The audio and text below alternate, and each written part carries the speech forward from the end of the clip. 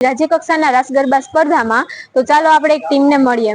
તમારું નામ શું છે મેડમ અને તમે કયા જિલ્લામાંથી આવ્યા છો? હા, નમસ્કાર। નમસ્તે। મારું નામ છે શ્રીમતી ભાવિનીબેન મહેશકુમાર ગોડા।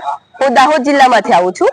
દાહોદ જિલ્લાનો એક તાલુકો છે લીમખેડા, એમાં મારી શાળાનું નામ છે શ્રી દુધિયા માધ્યમિક શાળા દુધિયા।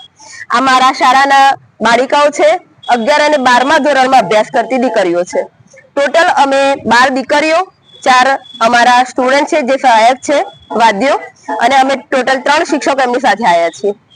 ઓકે, આની પહેલા તમે ક્યાં સ્ટેજ લેવલે પરફોર્મ કર્યું છે, ત્યાં સુધી તમે રાજ્ય કક્ષાએ પહોંચ્યા છો? હા, અમે 2 થી 3 વાર તો રાજ્ય લેવલે ગયા છીએ। મારો પોતાનો અનુભવ, મારી નોકરી લાગ્યા પછીનો, અમે 2 વર્ષ પહેલા જીસીઆરટી ભવન ત્યાં રાજ્ય કક્ષાનો ગાંધીનગર ખાતે પ્રોગ્રામ હતો। એમાં એ પ્રોગ્રામમાં ગરબો લઈને નતા ગયા એકચ્યુઅલી, ચિત્ર સ્પર્ધા અને બાળ કવિ સ્પર્ધામાં મારો નંબર આવેલો, તો બાળકોને લઈને અમે દાહોદ જિલ્લામાંથી ગયા હતા। અહીંની તમને વ્યવસ્થા કેવી લાગી છે? વ્યવસ્થા ખૂબ સરસ છે। મારી દીકરીઓની એવી ઈચ્છા છે કે હજી 4-5 દિવસ મેડમ રોકાઈ જઈએ। બોલો, બરોબર છે ને?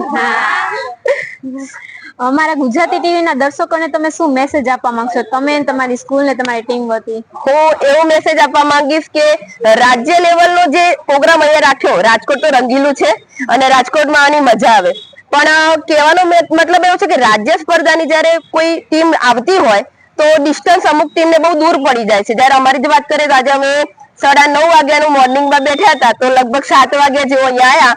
તો થોડુંક હવે પછીનું જે સ્થળ નેક્સ્ટ ટાઈમ રાખવામાં આવે તો મિડલનું રાખો, જેથી કરીને દરેક સમયસર પહોંચી શકે। બાકી રાજકોટમાં તો બહુ મજા આવી, મજાનું છે। Thank you, welcome.